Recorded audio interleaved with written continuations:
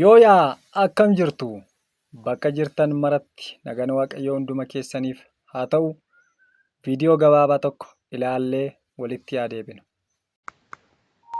Ilaa barreeffama kana waan inni jedhu argitaa laa. Ilaa dhiirumatu maqaa durbaatiin banatee suura durbaarra oolchatee suuruma kan durbaa sana immoo fuudhee ergee akkaataa inni itti biyya bakkee of jiraachuusaa of fakkeessa Iyyoob boqonnaa 8:7 wangeelaan faaruu Ermiyaas boqonnaa 3:57 laakkatti inni goyyomsee maqaa waaqayyootiin wangeelaan da'eeffatee nyaachuuf jedhe. Ilaa saamtota hattoota bara si'anaa kaan ilaa argitaa barreeffama kana waan inni jedhu mee dubbisi. Kan iji sitti jiru kan argitu kan beektu mee dubbisi mee ilaali. Garuu hin qabamte waaqayyo ishee salphisee hin nyaanne. Hattoota ammayyuu waaqayyo hin qaba hin salphisa. Ilaa warra wangeela da'eeffattee adeemtu warra nyaachuuf jettu hin qaba waaqayyo. Har'as qabeera borus hin qaba. Garuu barumsa akkasii ta'utti mee ilaali. Namni viidiyoon kun sitti dhufe mee dubbisi waan inni jedhu mee ilaali. Bireen darbiin mee ilaali mee ilaali hanga dhumaatti ilaali.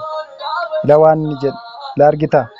Maqaa wangeelaa da'eeffatee maqaa waaqayyoo da'eeffatee akka nama rakkateetti akka nama dhiphateetti akka nama biyya fagoo jiru yookaan biyya bakkee jirutti shamara of fakkeessee suuraa shiirra buufatee maqaa durbaatiinis banatee ilaa akka nama cinqamee dhiphateetti waan inni jedhu ilaa argitaa.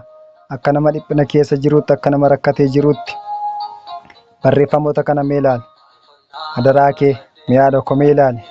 Waan ta'aa jiru barri waan ta'aa jiru teknooloojiitti of madagsee dhaloonni waan inni badaa jiru waan inni uumaasaa gaddisiisaa jiru mee ilaali.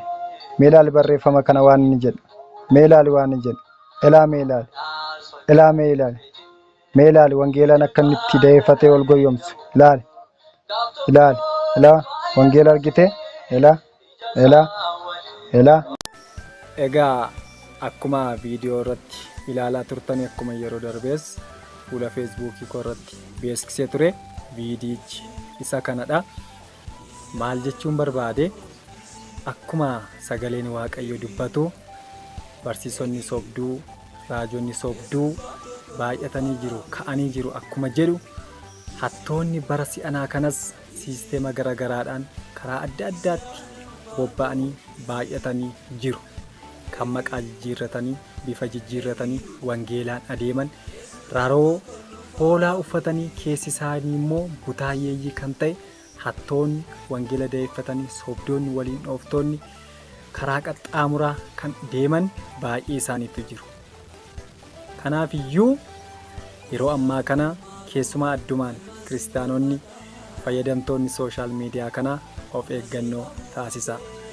Kanaaf inni nama saamu kun inni dursee foon irratti miidhaa geessisu kun lammaffaa lubbuu hafuura galaafachuuf adeema waan ta'eef of eeggannoo haa taasifamu. Kanaaf wanti kun akkuma argaa turtanii maqaa durbaa fi suura durbaatu irra jira malee dhiiratu akkas godha durba fakkeessee jechuudha. Kanaaf iyyuu inni hatu kun bifa jijjiirratee inni saamu kun bifa jijjiirrateetudha. Kanaaf waaqayyo immoo hin qabeen salphise. Kanaaf addumaan maal jechuun barbaade warri karaa qaxxaamuraa adeeman warri daandii qaxxaamuraa adeeman laga ce'uu kan dandeenye milkaa'uu akka hin dandeenye akka fiixaan bahinsa hin arganne akka karaatti qabaman akka salphatan dubbachuun barbaade dhaamsa kooti. Darbees qarshiin inni muraasa erge sun kan saallee itti dabalamee deebi'ee fiira.